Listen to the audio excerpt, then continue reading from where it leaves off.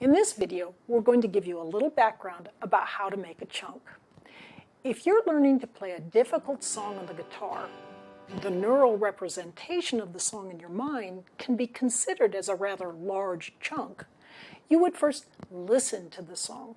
Maybe you'd even watch someone else playing the song, especially if you were just a beginner who was learning things like how to hold the guitar. Getting an initial sense of the pattern you want to master for yourself is similar for most subjects or skills. You often have to grasp little bits of song that become neural mini-chunks, which you will later join together into larger chunks. For example, over several days, you might learn how to smoothly play some musical passages on the guitar, and when you've grasped those passages, you could join them together with other passages that you've learned, gradually putting everything together so you can play the song. In learning a sport, say basketball, soccer, or golf, you grasp and master various bits and pieces of the skills you need. You're creating little neural mini-chunks that you can then gradually knit together into larger neural chunks. Later, you can knit those larger chunks into still larger and more complex chunks that you can draw up in an instant in reaction, say, to a slight shift and twist in the soccer ball that's coming your way. The best chunks are the ones that are so well ingrained that you don't even have to consciously think about connecting the neural pattern together. That actually is the point of making complex ideas, movements, or reactions into a single chunk. You can see this in language learning. In the beginning, often just saying a single word with the proper nuance, tone, and accent involves a lot of practice. Stringing extemporaneous sentences together involves the ability to creatively mix together various complex mini-chunks and chunks in the new language.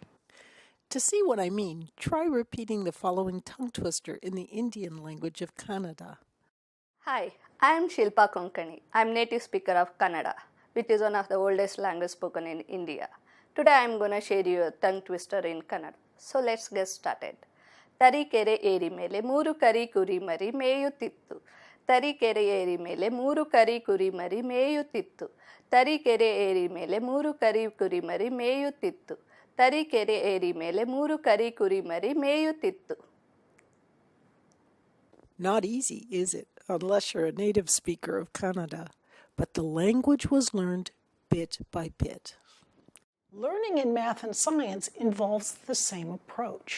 When you're learning new math and science material, you're often given sample problems with worked out solutions. This is because when you're first trying to understand how to work a problem, you have a heavy cognitive load. So it helps to start out with a worked through example. It's like first listening to a song before trying to play the song yourself. Most of the details of the worked out solution are right there, and your job is simply to figure out why the steps are taken the way they are. They can help you see the key features and underlying principles of a problem. One concern about using worked out examples in math and science to help you in starting to form chunks is that it can be all too easy to focus too much on why an individual step works and not on the connection between steps. That is, on why this particular step is the next thing you should do. So keep in mind that I'm not just talking about a cookie cutter, just do as you're told, mindless approach when following a worked out solution. It's more like using a roadmap to help you when traveling to a new place.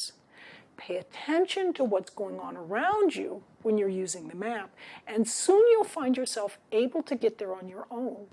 You'll even be able to figure out new ways of getting there.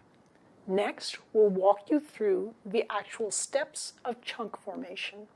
I'm Barbara Oakley. Thanks for learning how to learn. Hey little girl, sometimes the times get hard, but soon the storm will pass and you'll be playing in the yard. Hey little girl, sometimes you might feel sad, but someday you will realize